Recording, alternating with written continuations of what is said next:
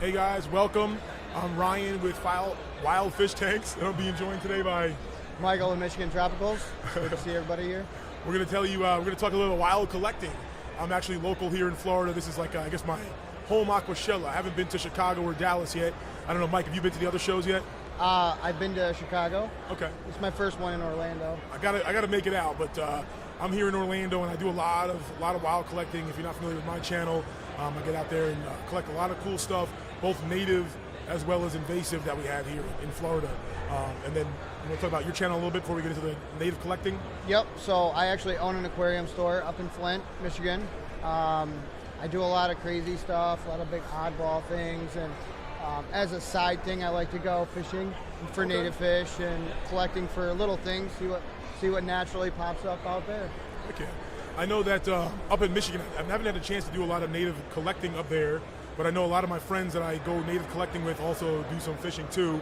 And a lot of people think, oh my gosh, you're so lucky to have so many cool different species in Florida, and I am, but it's one of those things where it's always like, whatever you can't have is what you want. Yeah. So one of my biggest goals is to go collecting up north where there is some cooler stuff, both literally and figuratively in terms of cooler water, because all the stuff down here might not make it up there when it gets freezing cold, but yep. I think there's some cooler stuff up there in the cooler. Oh yeah, we got a lot of really cool darters, and there's a lot of little micro fish that are actually up in Michigan. We've even got wild dojo loaches, which, I mean, dojo loaches are welcome everywhere else, but not ours because we have the Great Lakes. Gotcha. Yeah, I know, and speaking of that, let's get into like some of the things you want to bring when collecting. I know the title of the stream is Top 10 Things to Bring When You're Going to Collecting. Yep.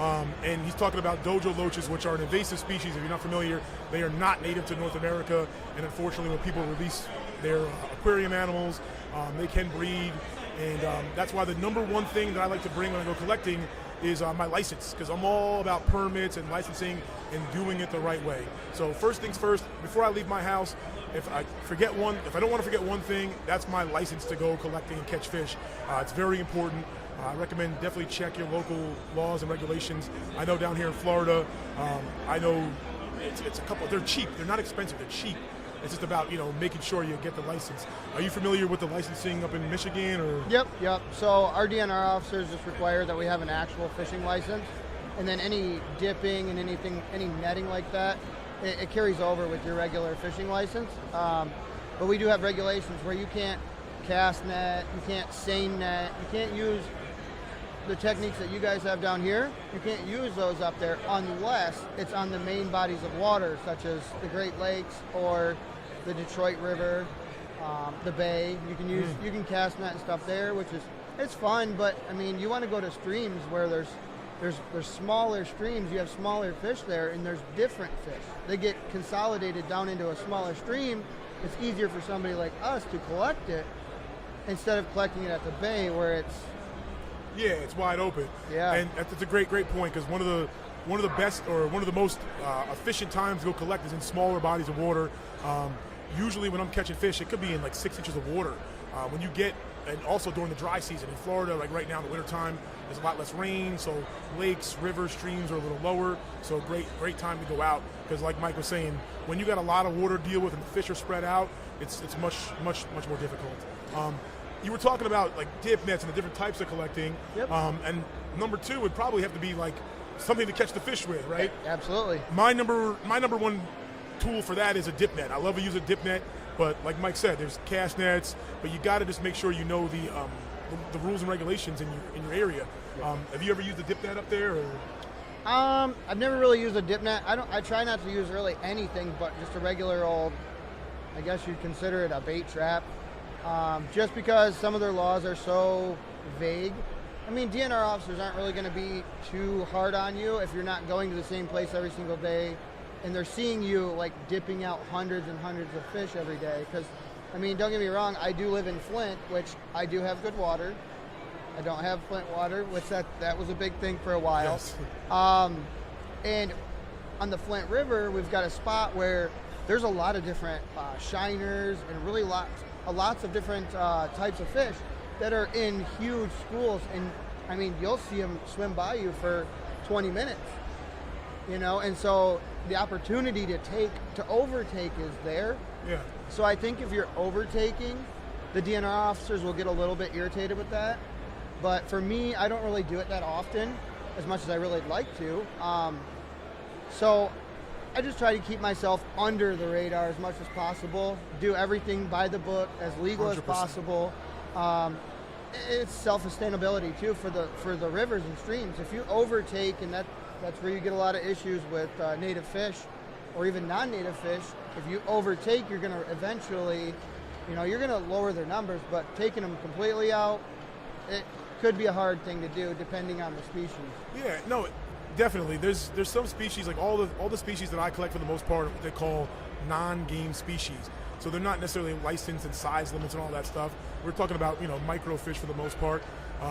But like Mike was saying, it's very important to know what species you're keeping, because that's actually my number one rule. Not necessarily number one thing to bring, but my number one rule in terms of collecting fish is you can never bring something home if you don't know the species, because it could be some rare species. There's only a couple of them, and now you're breaking rules, you don't know that.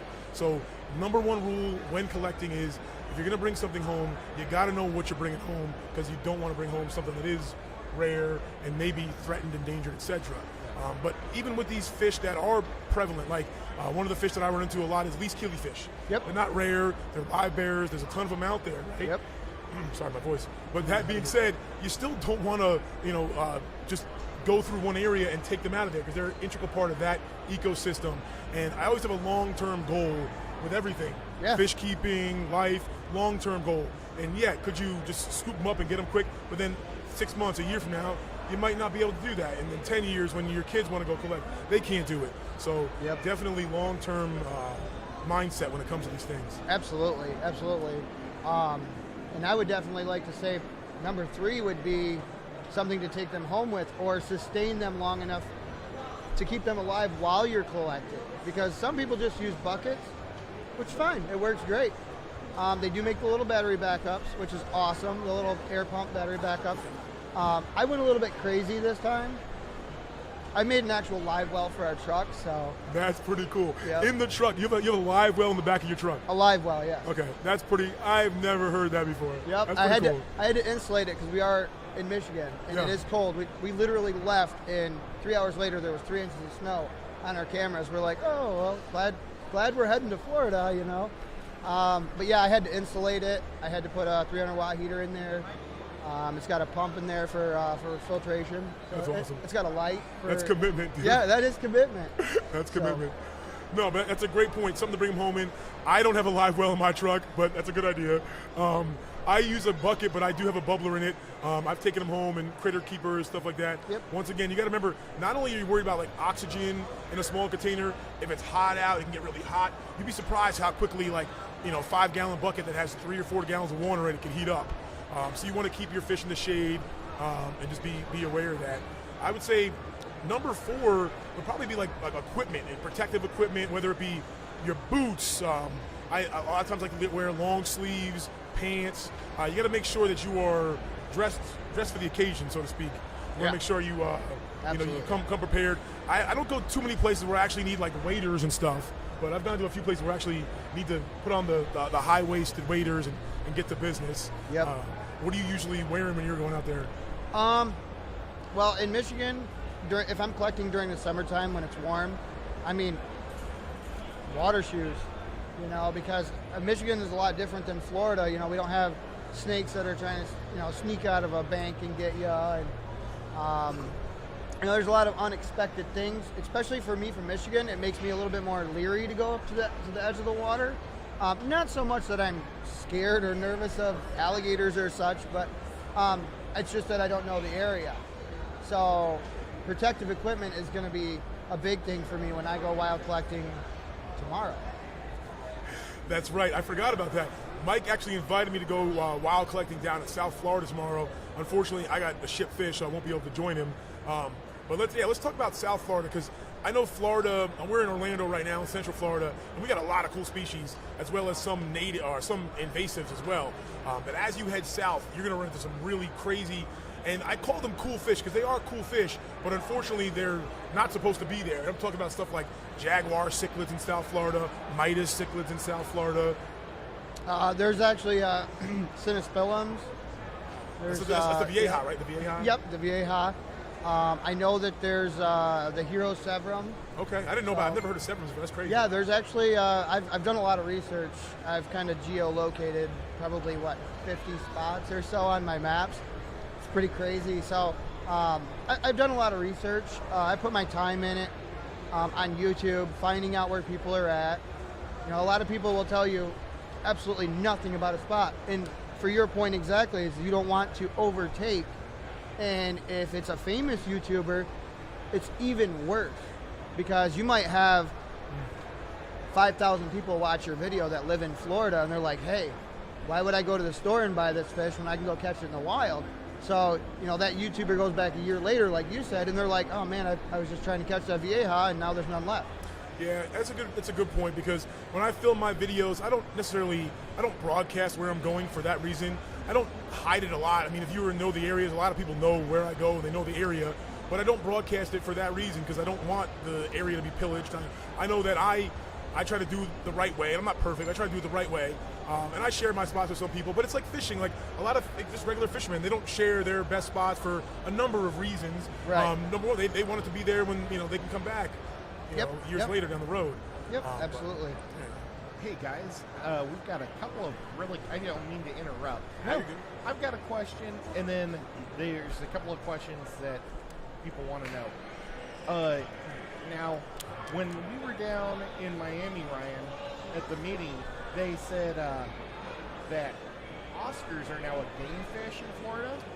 Yeah, so that's a great point, and I believe this is the case, but I think Oscars, they classify them as a game fish, and I may have heard somebody that they're calling them native now, which I don't know if that makes sense, but I guess, after 100 years are they native, after 1,000 years are they native? They're here now, they're not going anywhere, but I think they call them a game fish because they definitely encourage people to go catch them for sure. Yeah, they want them out, and so you used to be able to catch as many as you want. They've tacked on the game fish maybe to encourage people to take them, but they are adapting different. Like their tails are getting pointier here, and so they're actually like adapting to the environment, which is really neat. That makes sense. So I was just wondering if you knew a little bit more about those guys. I don't know a ton about that, but I did hear something. Like I said, I did hear something recently about with the Oscars being changed, because they're down there, they're reproducing down there, and I don't know if they're ever going to be able to. I don't even, at this point, I think they're trying to control it. I don't even think the goal is not to eradicate them. It's just to try to control them as much as possible and encourage the native fish to do as good as they can. Okay, now here's the other question. It's from Super Cool Freaky Fish Lady. She wants to know, or she wants Michael to definitely make a video about his live well. And then, oh gosh, I dropped Mike wants to know, could you explain what a live well is? So a live well is essentially, you can make a live well out of a lot of things, really anything. As long as it can hold water, seal up if you need it to seal up. If it's in the back of the truck, you don't really need it to seal up, because a little bit of water splashing out's not going to hurt anything. But for my case, I actually sealed it up a little bit with a little vent hole, just to keep the sloshing down. I got about 1,200 mile trip, so that was the main reason why I wanted to do a live well, because I'm going to catch some non-native stuff that Florida wants removed from their waters. So that's the main reason why I did it. But as far as building a live well, if you could use as simple as a cooler, I see a lot of YouTube videos of coolers, and essentially what you do is you're adding forms of filtration, or if you're in a warmer or in a cooler spot, a way to keep it warm.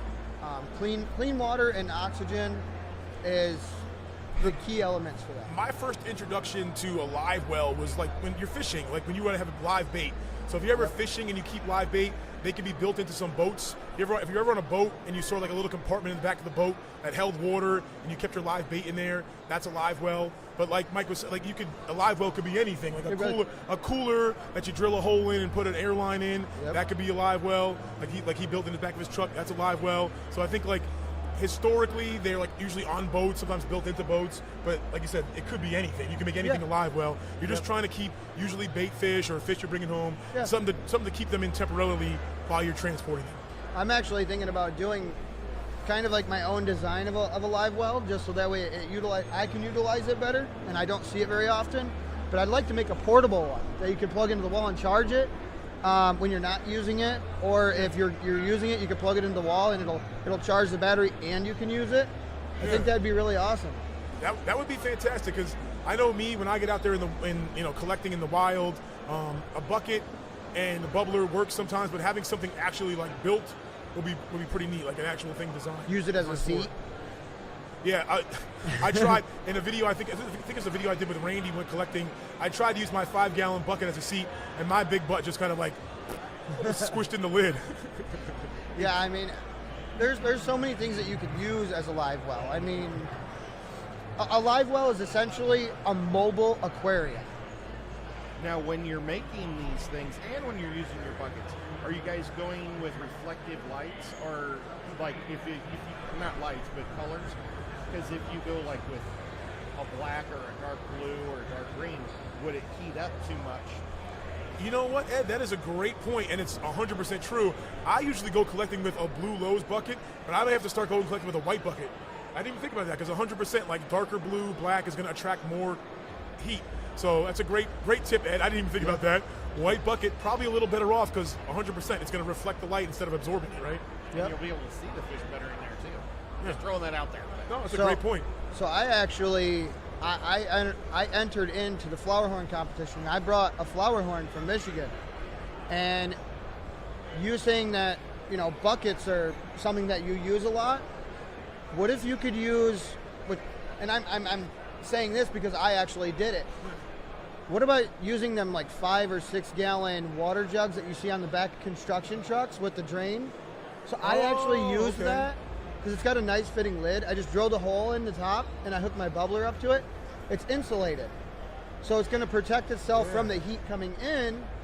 And I mean, there's not many chances that you get to stick the bucket or the cooler in shade, because a lot of times there's not that option. But if you use an insulated bucket, I like that idea. Yeah, I think the only challenge with that would be carrying it, right? Because they have like a screw on top. Well, this one has a pop on top with 2 handles. Okay. So I mean, with that option, all you really need to do is add 2 straps like a backpack. You can wear it. Go. And the top seals, so you wouldn't really worry about getting wet. That's a great point. So, I mean, yeah, I guess that's true. If it had a better handling system, it would be a lot better. Yeah, but no, those things on. are nice and insulated, like thick, insulated, nice. And how many gallons? You said it's like a 5-gallon usually, or something like that? Yeah, it's like 5 or 6. Yeah. That makes sense, yeah. I never thought about that either. Yep. Xavier J asks, do you guys ever go after brackets or collect brackish fish down in South Florida? I've caught fish that, like sailfin mollies. The sailfin mollies, the pike livebearers. I've definitely caught fish that can live in brackish water and appreciate a little bit of salt content, like right near Tampa Bay, where there's a stream that kind of lets out into Tampa Bay. I've caught a lot of fish, mollies, right there. So like that's brackish water essentially. I don't know, Mike, you've ever collected brackish? Being that I'm around the Great Lakes, I don't get the chance to do any salt or brackish collecting. But I'm telling you right now that if this works out and I'm able to have a blast, which I already know I am, so I'm kind of setting myself up for future failure here, because I said, well, if I'm not lucky and I don't have fun, then I won't come back as often as what I want. But I already know I'm going to have a blast, so I'm most likely going to come back probably once every 2 months, which will actually kind of set it up good for you, because we could schedule a collect together. Heck yeah, dude. He's going to come back every 2 months. That's awesome, man. Yeah. I know he's going to have a good time in South Florida. I only went collecting one time in South Florida at the ALA last fall, and it was a blast. It was phenomenal, man. Like I said, Orlando's cool, Central Florida's awesome, but every time you're experiencing something new and something different, that it left an impression on me for sure. Yeah, absolutely. I came down in 2018 on vacation, and I essentially did a vacation for me and my fiance, and we were like, hey, let's just go fishing to see what we can do. And being I'm from Michigan, and this is crazy, but when I caught my first Oscar in front of a bunch of locals, I was so outcasted. I'm like, oh my gosh, I caught an Oscar, and I'm freaking out, like making it this big, huge deal, and all the natives are looking at me like, Native people are like, what are you freaking out about? And I'm like, dude, this is an Oscar. They're like, are you gonna eat it? I'm like, no, I'm not gonna eat it. I'm gonna put it in a fish tank. And they're like, oh, like it's such a regular fish down here. That's a great point. to bring on to the next. I think we're on number 4, number 5. But you got to bring a thick ego and thick skin when you go collecting, because if you're in an area where there's people around, they're going to wonder what the heck you're doing. I'm out there with a net on the side of the road sometimes, and people look at me like, this guy is crazy. People pull over and go, dude, are you okay? What are you doing? Are you collecting turtles? People are curious. They think you're crazy. So if you're going to go collecting, definitely bring a thick skin and an ego, because people think you're nuts. And they're like, who is this crazy fish guy? That's a good point, and Yeah. I didn't think of that. Like, when you're in the mindset of doing something, and I've actually experienced it too, where I've been dip netting or not dip netting, but minnow netting, and I look up and there's a guy just staring at me, like the awkward stare, and it's like, hello, and he's like, hi, what are you doing? I'm like, catching bait fish to go fishing, and he's like, oh, okay, and the shed of the awkwardness immediately goes away. I need to start doing that, because I go, oh, see this little fish, I'm going to put it in my aquarium. And they go, what the heck? They look at me like I got 10 heads. And Yep. then it's just like, yeah, I need to start saying, no, they're just bait fish. I'm just catching bait fish. Yep. And it's funny too, 'cause by saying that you're catching bait fish and you're not displaying what you're catching, also goes back to preservation. Because if you say, oh, I caught this awesome fish, and you show it to somebody who actually knows something about aquariums, they're like, hey, when he leaves, I'm going to go back to those swordtails. No, very true. That's a great So point. Great point. I started saying, I'm catching bait fish. Bait fish. Keep it close to your chest sometimes. Yep. Yeah. Yeah, I mean, like for me, when I did my geolocating, it took me like 6 months to get all those 50 spots, and I didn't even get all the ones that I truly wanted, because nobody in their videos will tell you where they're fishing. They want to locate that spot and keep it to them. But for me, I've got me and my fiance will sometimes spend 10, 15 minutes on a video, and we'll back and forth trying to find something, a street sign, something that'll give me a location. And I believe I've done that too. To try to figure it out. It's where worked they are. out great. Yeah, no, you can, and you can find out. And to me, that's kind of like half the fun. Whereas, like finding the spots in terms of like trying to find where these fish are at. Some of these fish are very prevalent. There's thousands of them, millions of them out there. They're not in danger at all, but you still got to know what you're looking for. And I think that comes down to, if you put the work in, if you really want that fish, you'll do the research and figure out what habitat it's in and actually do the work to find it and get it. And then it's like that much more rewarding and successful. Whereas if I go, yeah, it's right there, go scoop them. That's cool, but like it's not as rewarding in my opinion. it takes the fun out of it. Yeah. Again, I know it's cliched. It's like, oh, it's all about the journey. But honestly, like, it is cool. When you go and you hit the fish right away and you get them, that's cool. But when you're like in a new spot and you don't know what you're gonna get, whatever. Right. That's like. Right.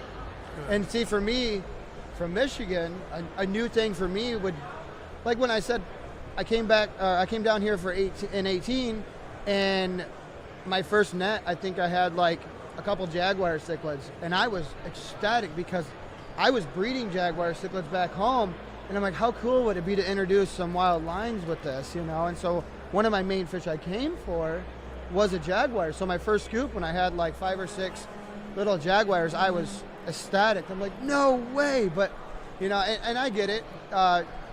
People that are local down here, that's not as exciting.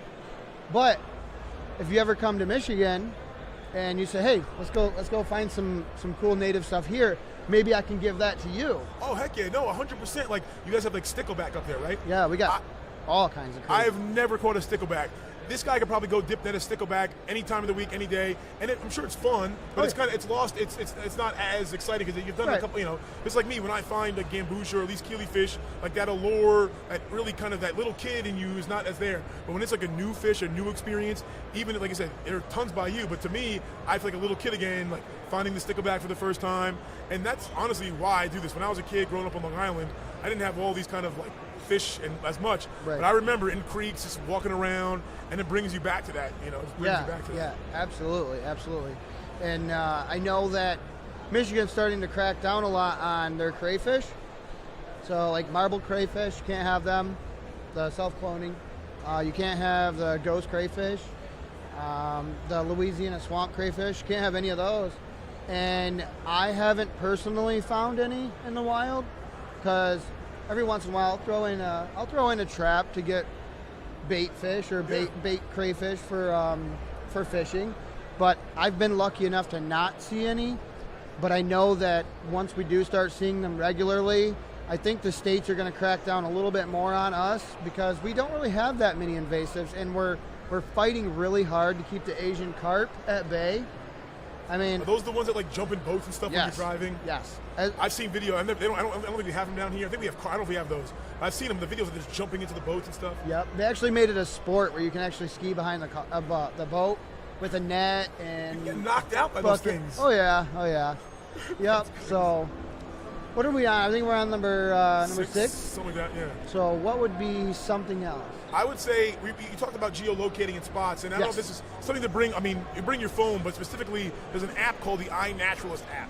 I haven't talked about it a lot, but if you're going to be looking for spots and fish, you can go download iNaturalist app. It's good for birds, plants, also, like I said, fish. And you can search the scientific name and see other people have make mark areas. Yep. So, like I said, not everyone's going to put all their spots on there, but you can find some spots on the iNaturalist app.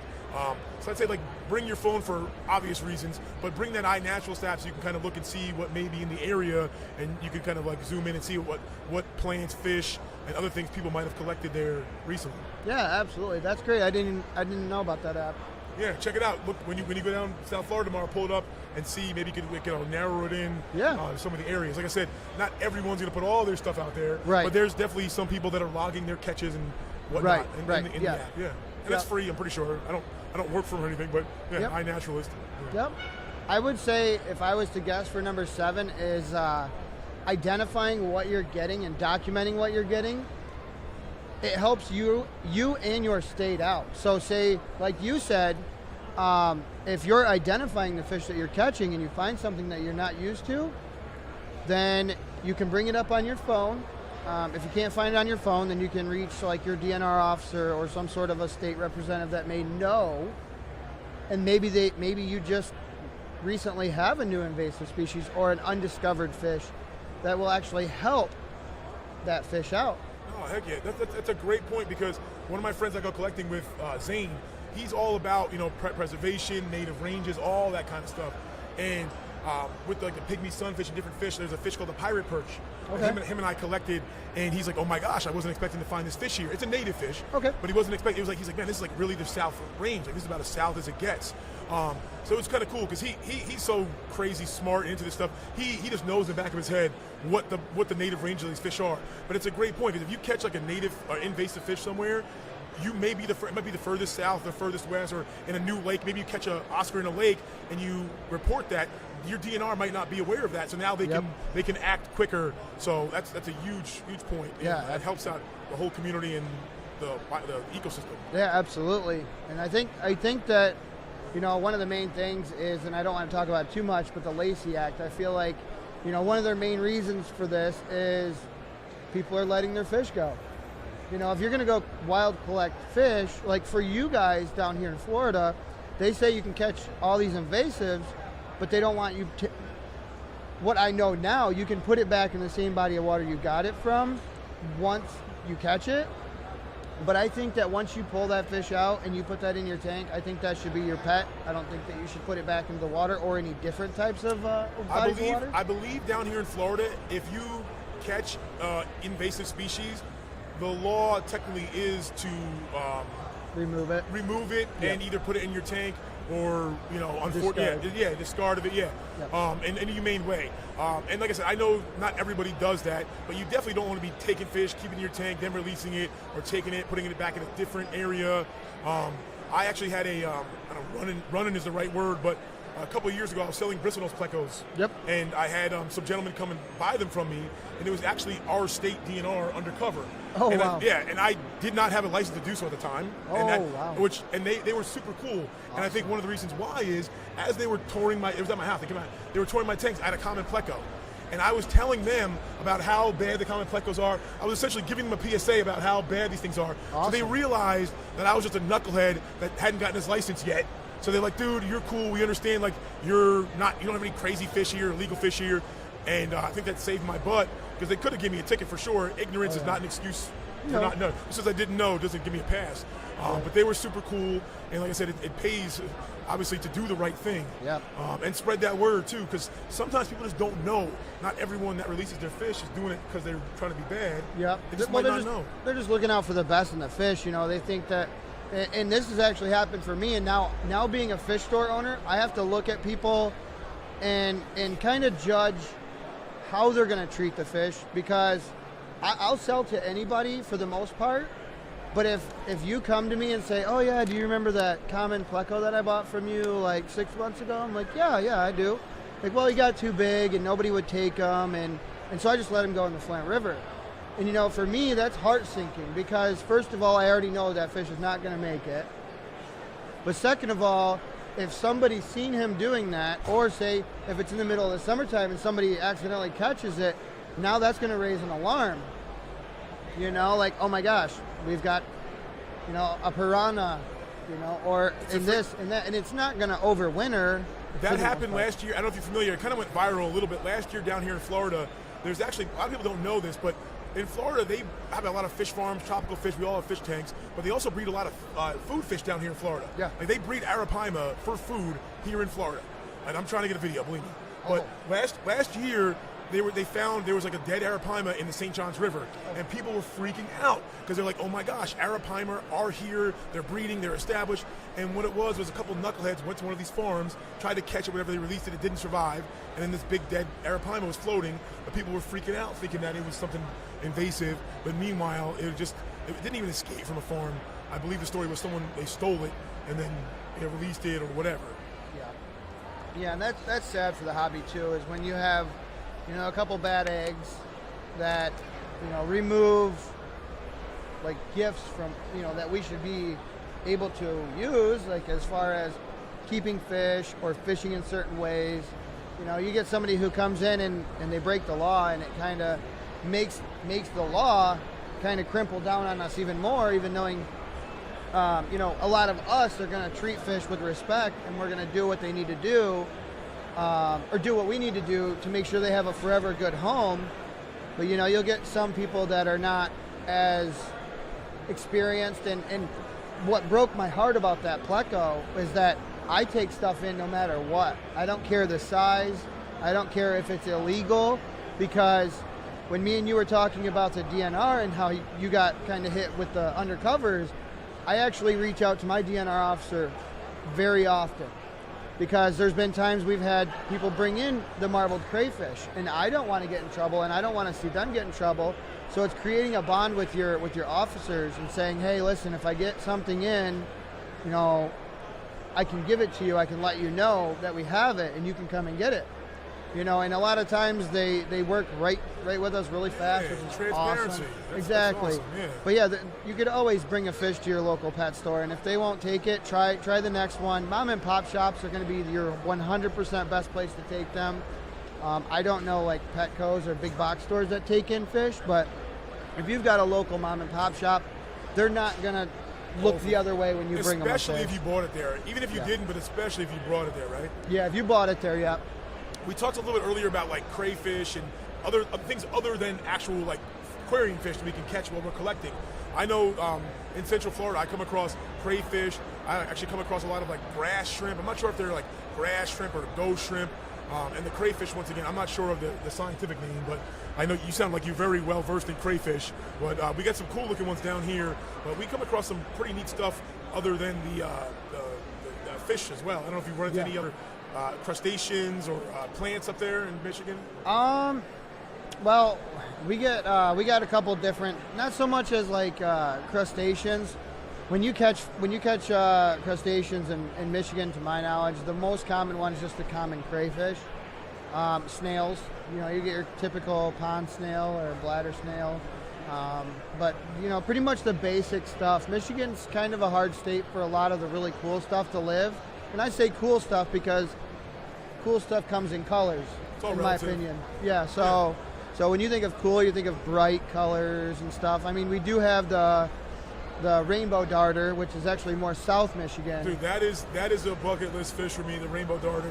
I have like a shirt with it on. That's definitely a bucket list fish for me. Yep, I haven't actually caught one just because I haven't went down south enough of Michigan to catch them. But we do have like the sculpins or the really cool little darters, which are in the same family as the rainbow darter, but they're more common brown and stuff. But they're still really cool. I used to collect them as a kid, and I'd put them in a 10-gallon, and I'd watch them for a little bit, and then I'd feel bad, and I'd release them back into my creek. But I was 10 then. No, you made a great point about the snails too. I forgot to mention, like, I come across a ton of ram's horn snails. I see some big old apple snails. Oh yeah. And the apple snails, like, you'll see them in the wild. You'll see big, bright pink eggs everywhere, and they're invasive. And these are bigger than your mystery snails. Everybody, mystery snails get chunky, but these apple snails, like, baseball size, softball size, like, crazy big suckers. And so I've even seen Malaysian trumpet snails. I've seen trumpet snails in the wild, ram's horn, and the apple snails. There's a lot of different cool stuff, and plants too. Like, I'm not the best versed in plants, but when you're collecting, if you ever do collecting, and I always forget this, I bring friends and people, and if they haven't been collecting before, they look for open water and they're swiping through open water. But the reality is, like, vegetation is where you want. Vegetation is where the fish are. So like those grasses. There's actually, I've seen wild hornwort down in Florida, wild frogbit, dwarf water lettuce, all running. It's invasive, a lot of the stuff, but I've seen it out in the wild in streams, and usually that's where all the fish are hanging out. Yep, we actually have a lot of, and I'm not a plant guy. I hired one, and my story's amazing. But I got the basics, like you got your corkscrew valin stuff. We actually have a native valin. It'll grow like 14 feet long in our rivers. It's amazing. It is so awesome. That's crazy. And then you'll get your more dwarf vals that'll get like a foot long or so. And in the Flint River itself, that's where we have that giant val that'll grow like 14 feet long. How thick is that? How it like thick? An inch? No, yeah. It's actually still pretty thin. I mean, it's probably maybe an inch wide or so. But it's awesome because I do canoeing a lot up and down the Flint River. And so you pass by a val, and it's like a couple seconds later, you're still passing it when you're expecting to be long gone past. You're like, dang, that's a big plant, That's pretty cool. So we actually have hornwort as well. But up there we call it coontail. Okay, I've heard that name for it. Coontail. I've heard that name for it. Yeah. No, and we also have, it's not as prevalent, but you can see some like nice red. I think it's pretty sure it's like Wigia. And I don't know if that's invasive or not, but there's some rivers where it's growing wild and it's beautiful. It's crazy.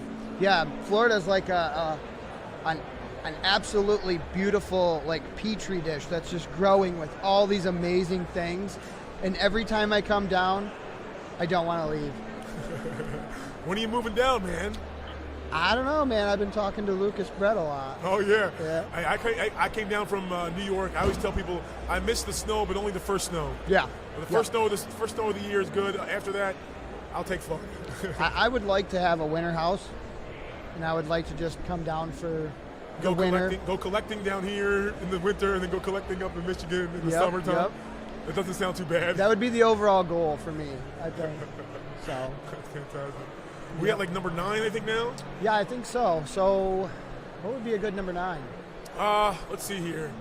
Covered a lot of the basics. How about collecting things like, do you ever do hardscape if you're out collecting? Did you see a kick-ass rock or a cool piece of driftwood? Is that something that you guys might do? Yeah. Yeah, I mean, I don't do it a ton. To be honest, I don't even appreciate the plants as much as I should. I'm like always running a million miles an hour, looking at the fish, and sometimes I got to remind myself to kind of like slow down, appreciate all the little plants, and you can notice like the smallest little fish in your net and stuff like that. But I don't know. I don't collect too much hardscape. If you do, definitely once again check out local laws and regulations. Yep. You collect hardscape up in Michigan? Yep. So I think you're allowed a 5-gallon bucket of rock, if I'm correct, off of the Great Lakes. I don't know if it's every day. I don't know if it's an actual, I haven't done it. I've got some friends that have done it. But to what I know, I believe it's like a 5-gallon bucket of rock per day, I believe. And they'll find a lot of slate and stuff like that right off the Great Lakes, which is pretty awesome. But for me, I would like to take some stuff from the wild, but I'm too like conservation, aware to where, you're going to take a rock from the wild. Well, you can't just, I guess you can just put the rock in your aquarium, but if you're trying to go for more of a sterile environment, You have to spend the time to soak it and treat it with medicines and like no planaria if you don't want snails. Exactly. Boil it would probably be the best way to do it, but some rocks you can't really boil properly. Same thing with driftwood. Okay. Driftwood is extremely, extremely expensive up in Michigan. It's expensive down here too. Yep. And so like for me, I'm like, hey, cool. You know, you could actually go get this from the river, but what is it going to take for me to make that safe for my tank? It might not be worth it. That's a great point about like cleaning and no planaria, different things. I don't think we touched upon that as far as with the fish. I don't know, you have a quarantine process when you collect wild fish. Typically, I keep like wild fish separate. So if I bring in new fish, I put them in their own separate tank and make that a quarantine tank. And with the wild fish, I usually don't treat them with medicines right away unless I notice something, which is very rare. But I will put salt in the tank. I treat them usually with just a quarantine and then a little bit of salt, just to make sure that they're not bringing anything. Keep them healthy. And like I said, most of these fish can tolerate even the freshwater fish in Florida that are not even like brackish at all. There's a little bit of salt There's content. some salinity. Yeah, for sure.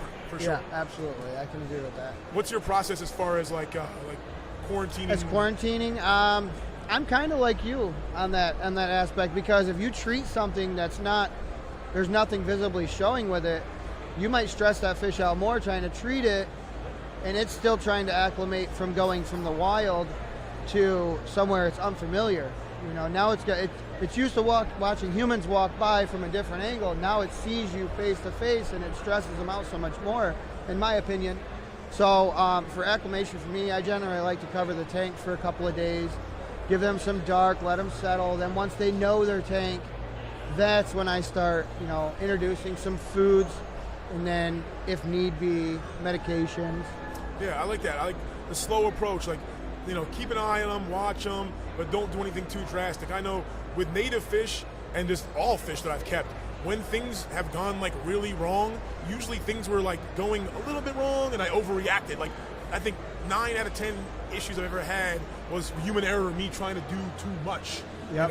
So sometimes just take it slow, let the fish acclimate, take your time. I always tell people, if there's one thing you're going to learn in fish keeping, it's patience. Absolutely. Either you're going to get out of the hobby or you're going to learn patience. Absolutely. One way or the other, because you need patience in fish keeping for so many different things. Yes, I 100% guarantee that's what is needing to be done all across the board. New fish from the store, wild collecting fish from the wild. That's the best way to do it. Have you ever, you have like, is there ever like one fish or one adventure or one like trip or something that just stands out, like, oh my gosh, I got this, or anything like that?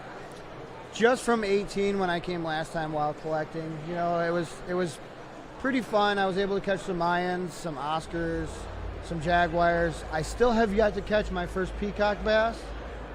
It's going to happen. I think it may happen tomorrow, my friend. I think it may happen tomorrow. It's going to happen. I hope it does. Yeah. When I was down there, I don't think I caught one myself, but we were with a bunch of people at the ALA, and a couple people definitely caught some that were, nothing huge, but perfect. If you want to bring one back, perfect size to bring one back. Yeah, I got to check the regulations on how small I can keep them.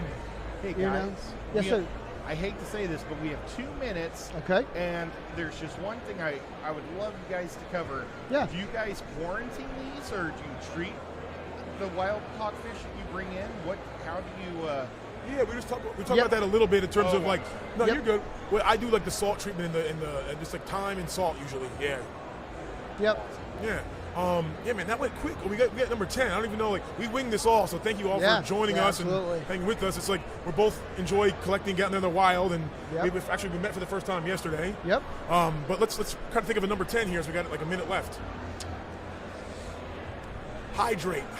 Bring water with you. Hydrate. Honestly, I'm a big hydrate. Bring water. Bring a snack. Bring a snack for sure. Hydrate, bring water, bring a snack. What type of clothing? Do you recommend any type of clothing? Yep. Yeah, we talked about that a little bit. Long sleeves and boots and stuff like that. You want to make sure that you definitely, if it's cold or hot, whatever. But yeah, clothing, you want to prepare for that. Boots. I didn't bring any pants, or I brought only pants to Florida. I'm used to bringing shorts, but I'm like, I'm gonna be wild collecting, so I left all my shorts back in Michigan. I'm wearing pants. It's not too bad. It was only like 85 today, I think. Yeah. Well, that's awesome, guys. Well, if people are watching you guys for the first time here on the Aquashella channel, where can they go to find you guys? You can find me on Facebook, Google, and YouTube, all Michigan Tropicals LLC. You will find my retail store up in Michigan. That is me. So, And what's your retail store name? Michigan Tropicals LLC. Makes it easy for you. Yeah. So do I. It's just Wild Fish Tanks. I don't have a physical store, but I got a website, wildfishtanks.com, YouTube Wild Fish Tanks, Facebook Wild Fish Tanks, Instagram Wild Fish Tanks. Yep. I appreciate you sitting with me. It was Thank you, awesome man. meeting you. Great Pleasure guy. meeting you as well, man. Yeah. I hope you have tremendous success tomorrow. I know you will. And I can't wait to come catch some sticklebacks up north with you. Oh yeah, let's do it.